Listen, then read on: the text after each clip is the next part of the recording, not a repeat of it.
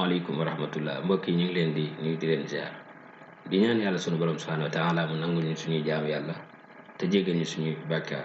defal ñu it koor gi ñu yàgg koo fekk at yu bari incha allah guddik juróom-ñaareel gi muy juróom-ñaareel guddi ci weeru koor septième nuit du mois de ramadan ku ci julli juróom benn rakka muy 6 rakka yi nag ñetti sëlmal lay am da ngay julli ñaari rakka sëlmal julliwaat yeneen ñaari rakka sëlmal julliwaat yeneen ñaari rakka sëlmal 6 rakka yi daal di mat 6 rakka yooyu noonu rakka bu ci nekk ginnaaw bi nga taree fatiha benn yoon da nga ciy teg xul yaa ayyuhal kaafiruun juróom-ñaari yoon ginnaaw bi nga teg ci xul huwallahu ahad juróom-ñaari yoon maanaam rakka bu ci nekk boo taree fatiha benn yoon da nga ciy teg xul yaa ayyuhal kaafiruun juróom-ñaari yoon teg ci xul huwallahu ahad ba mu jeex juróom-ñaari yoon sëriñ bi nee na ku ko def incha allahu rabbi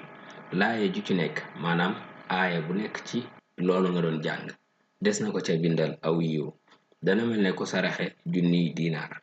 te lu mu ñaan yàlla mu may ko ko incha allah rabbi te des na ko ci bindal tuyaaba ju toll ne li mu bisu àdduna yëpp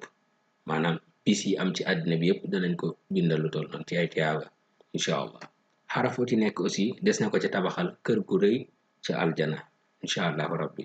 yàlla nañu yàlla nangu suñu jaamu yàlla te jéggal ñu suñuy bàkkaar asalaamaaleykum wa rahmatullahi taala wa barakaatu jërë ngeen jëf